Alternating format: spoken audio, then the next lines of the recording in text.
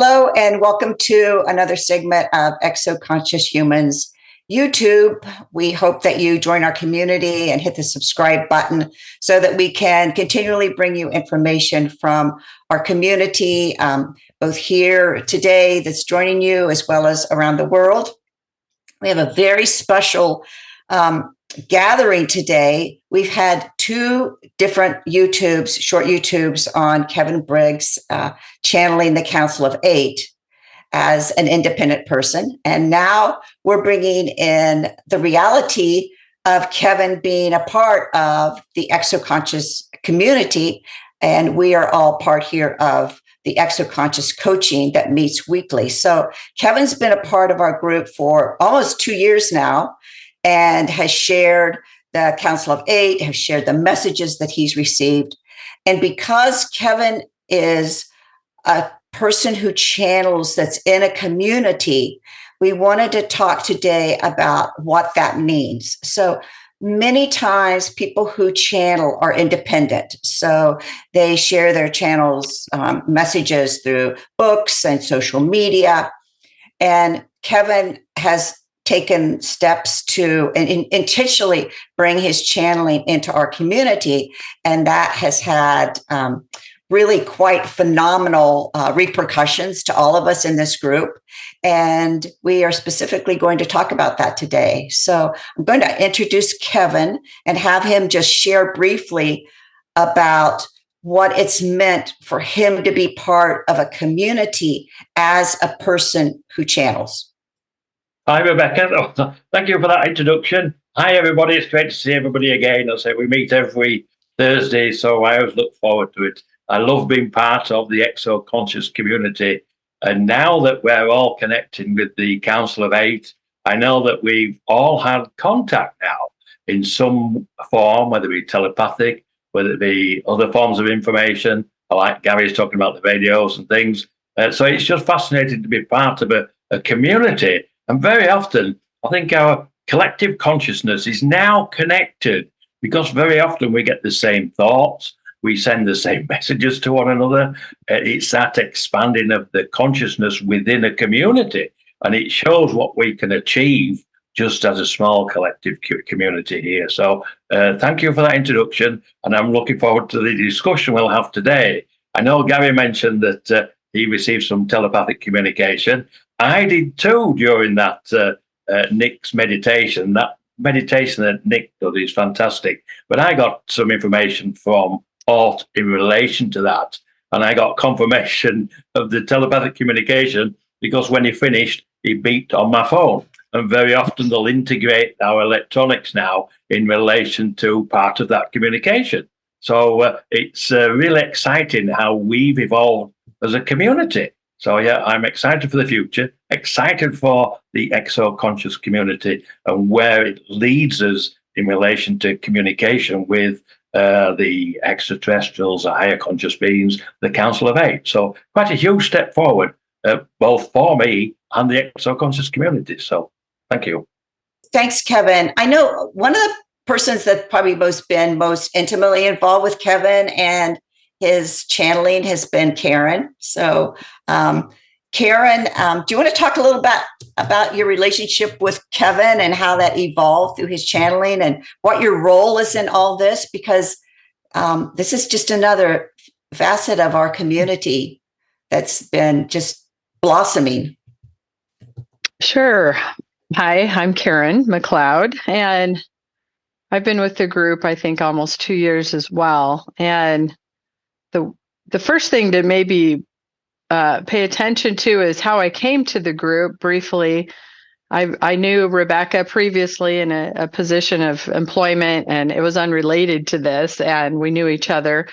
But I had my own experience, and I was not necessarily a lifetime experiencer, at least I didn't think I was, and had an experience now 4 years ago.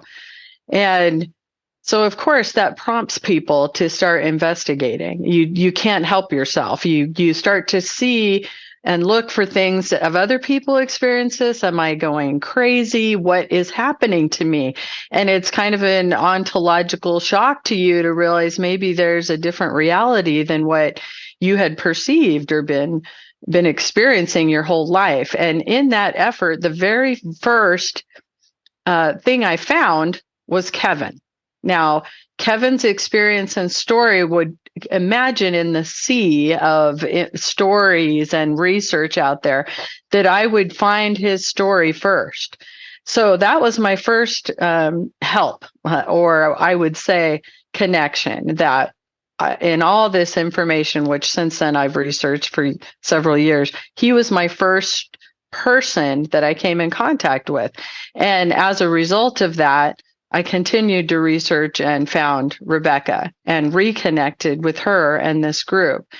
So that was the very first time I felt like I had been guided somewhat or brought with him together. And in listening to his story, I realized he had been given information that was the same as mine. And I was walking at the time and I was trying to take notes somehow on my phone because I couldn't believe somebody else was given some scientific information about the quantum field theory that I had no information about or desire to know. And here he was explaining it the same way it had been given to him. So that was really strange. And I thought there's got to be something to that, which there was. Consequently, when we were brought together in this group, he and I did not have any contact prior to that. Even though I had heard him speak and read his book, I hadn't reached out to him. And here he was in the same group. And I realized that's the guy. That's the guy that has the same downloaded information as me. And also, I was brought to very first to help me have an understanding of what was happening. So that's important because the chances of that are, in the millions, trillions, billions. That just wouldn't normally happen. So as we were brought together in this group, I started to get information, and constantly Kevin and I would say, oh yeah, that just happened to me. Oh, I just heard that too. I didn't know where it was coming from until Kevin explained to me who was sending the information to me and asked me to not take his word for it, but ask on my own for confirmation. And often that would happen. I would say, okay, here's the information I got. I don't know who's sending it. And he'd say, oh, I know. It's Shiva. And I'd say, I don't know who that is. And he'd say, well, she knows you don't know, but this is her message, and ask for confirmation, because I'm kind of a scientific minded person. And I still constantly am surprised and amazed by it and need some additional 3D help to get this in my head.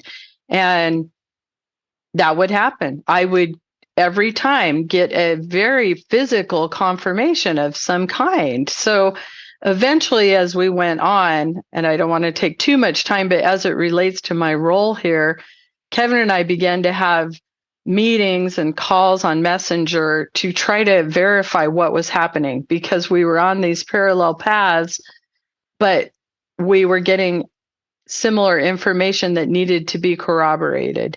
And he is much more involved and able to. I don't channel. I don't know how. I think it's fascinating, but clearly he does, and he gets information often for me. I am sent information, but I don't channel it. They're more like messages. And as time went by, he started to ask me to help him understand some of his channeled material. And he would say, because he said, I'm not really consciously present when this is happening, and I haven't read through it all, and there's a lot, and maybe I'm missing some stuff. And so I read through a lot of it, and as a result of that, we started to leap forward by huge bounds with an understanding of the reveal and this mission and purpose and communication. Because I would say, well, this is here on this date at this time. Do you recall saying this? And he said, I don't even remember what that was about. So then we would go back and try to piece this together, and very clear messages were involved in this process, and other people. And here we are. And some pretty significant people in the scientific community were involved with some of the messaging that he did not recall and then I was aware of. So there's just been some interesting coalescing with all of this information. And to be a channeler of information and not have it all, or even to sift through it, we started to realize maybe he needed some assistance. And I think the council decided that would be me. And so here we are.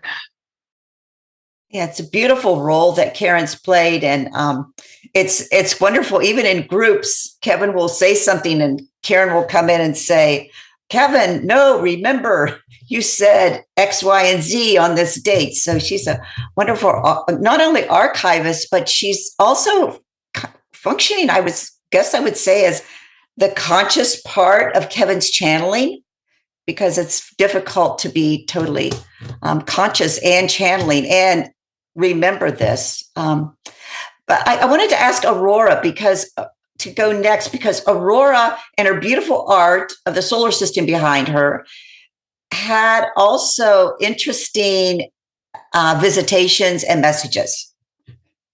So, hi, everybody. My name is Aurora, and I live in Florida. As luck would have it, only a couple hours away from where Kevin lives. So it turns out that I was contacted by the Council of Eight about 10 years ago. And I would not have put these details together and everything that followed if it hadn't been for Kevin, who introduced us to the Council of Eight, or at least introduced me to the Council of Eight in a more conscious way. And so Kevin has been just really wonderful, at least for me, for confirming, some of the messages that I'm getting. And it's, in fact, everybody in this group actually is a wonderful mirror, so that, I can maybe notice some of the things that I hadn't noticed before. We'll share something together. And I think we all do this for each other in this group. We will share some information, or I'll share some of my art, and somebody will see something in it that I hadn't noticed before. And it's, a really wonderful perspective that they bring, to my own understanding. So that's, that's really a wonderful thing.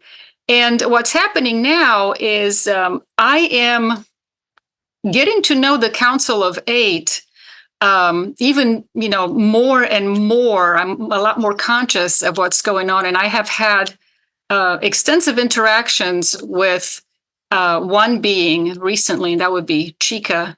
He is the mantis being in the Council of Eight.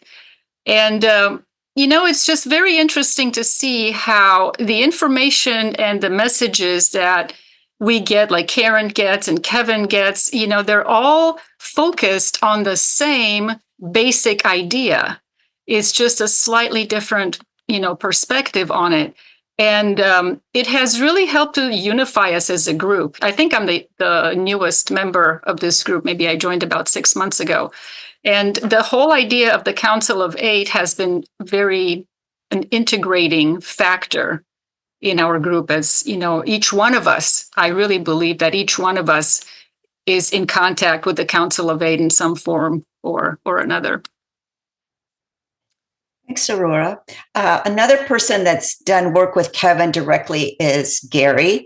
And Gary runs CE5s in this beautiful location in Florida. So Gary, why don't you tell us about how you met Kevin and how your CE5 interacted with Kevin and the Council of Eight, and how this has affected your contact and you as an experiencer. I read Kevin's book. And when I read Kevin's book, I fell in love with Kevin because he had the courage to write what actually happened in his life. Kevin and I got to be friends, and I found out he was in Florida. I invited him to come up here to a CE5 because I'm a CE5 group facilitator and contact activist. And Kevin came up, and sure enough, we had contact with the Council of Eight. And we were outside in a meditation, and I don't know how many there was, probably somewhere 10 or 12 of us. And shortly after the meditation was over, and actually it wasn't over, we were still quiet, I was hit on my foot physically, like someone slapped me on my foot. And I was sitting in a lounge chair, and I jumped up, and there was nobody there. There was nobody around me, no dog or anybody around. And then my other friend jumped up, and he said that he was touched on his shoulder physically by an entity. And then we had some activity in the sky, and then the radios went wild that night, and Kevin was able to join in the conversation with all of us, and using the radios back and forth, they were seeming to communicate telepathically with everybody, as in everything that we had talked about or said, they were answering us on the radio in their own way. And the radios would bounce from one to the next to the next, and to show that whoever was holding that radio in their hand, they were actually getting the communication without even transmitting. It was coming telepathically. That night when we went to clean up and everyone was leaving, and we had other civilizations always visit us, we were walking inside, and the treadmill went on all by itself and just fired up and started running. And we started laughing because there was just no way that could have happened. Nobody was near it. Nobody was around it. That evening as well, when people were inside the house, they had sensed the presence of other beings inside the house. And I believe they were some of the Council of Eight that night. But I've had experiences for many years now, and I believe that I get some messages from them in guidance, but I'm not sure exactly how close, or if I'm tied to one or more of the council. But I am tied to the council through the Exoconscious Humans group, and that is a really important thing to me. Joining this group several years ago has made a big difference in my life. I'm seeing people who have the courage to speak up at what is real, and not be afraid of ridicule or foolishness. And basically, we are the adults in the room here. We have contact. We are openly discussing it every week together. Kevin has helped bring things out for us that we probably would not have just stumbled upon. And these things have moved us forward as a group and as a community, Exoconscious community, to open all these new doors for us in communication with other worldly beings. So I'm grateful to everyone that's here, and to Kevin for all this, and thank you all. And I hope that many people that are listening to this and to Kevin's stories, as well as other Exoconscious Humans stories, will join in and discover for themselves that this is magic, and magic is real, and these beings are here, and you can work with them to learn, to discover about not only the universe, but about yourself. Well, thank you, Gary. So Yvonne has a different perspective, I feel, because she has worked with many, many teachers, and probably teachers who were channelers, and I think brings in information herself. So could you give us an idea of what it's been like to work in this community with Kevin as a channeler, and how have you seen that there's an integration or a coordination between different beings that you work with as a person who does a lot of earth energy work? How's that come together for you? Thank you, Rebecca. Pleasure to be here as always. My name is Yvonne. I live in Sacramento, California, and I am very grateful to be a part of this group. And what I would like to share today is, in even just being present in current time with the group as we're functioning now, what we're really practicing is multidimensional, coherent, conscious communication, which includes being able to be a part of a conversation with beings that are beyond the physical eyes, and that there are many different ways to channel. Kevin has a certain way that he's learned how to channel throughout his lifetime. And each one of us, when we get messages or information, there's some element of channeling in that. So when we learn how to have clarity within our own field and learn with practical experience how to discern what energies or entities you would like to communicate with or have in your life, you can set your intentions and be very clear. And that's what I find in this group, especially with Kevin's channeling. I'm a pretty practical person. I have been, as you've said, around many different teachers, different groups, different channelings, and have also experienced things myself. And what I have found in some groups, if there is not a clear intention and a container to hold clarity and higher vibrational frequencies, not better, but just a focused intention, then communication can get blurred, lines can get blurred, channels can become unclear over time, where at the beginning they might have brought in very good information. It's a ongoing practice of being present and aware and clear about who and what you want to have contact with. So in getting to know Kevin over these last couple of years, what I've found is a loving, beautiful, joyful human being who has created the space to be in contact and totally willing to share and learn from everybody that he meets in a very loving way, with his own discernment, of course, in place. So that to me goes a long way to be able to just open up to the information and to be a part of the conversation. Now, I myself do not contact or have contact with the Council of Eight consciously. I know on other realms, we are in very clear communication. It's clear to me by how this group functions. And I feel like part of my role in this group is to help hold the container of clarity and focus and groundedness. And that brings me joy. And I always learn so much. In terms of the reveal and what Kevin's bringing forth with this communication, what I've watched unfold as he brought this forward to the group and asked for input and collaboration, is that any communication that leads us forward as humanity, as a group, to be multidimensionally coherent and conscious and loving towards each other is incredibly valuable. So I fully support the reveal in the ways that I can. And if people who are listening to this are interested in what that is, another beautiful thing I love about this group is, Rebecca, you've put together resources where people can find more about Kevin or more about Aurora or more about you or how this works, knowing that if someone's interested in this, that means that there is a resonance, there is a coherent resonance, and there's a clear path to be able to connect and be part of a larger community that's moving forward in this way.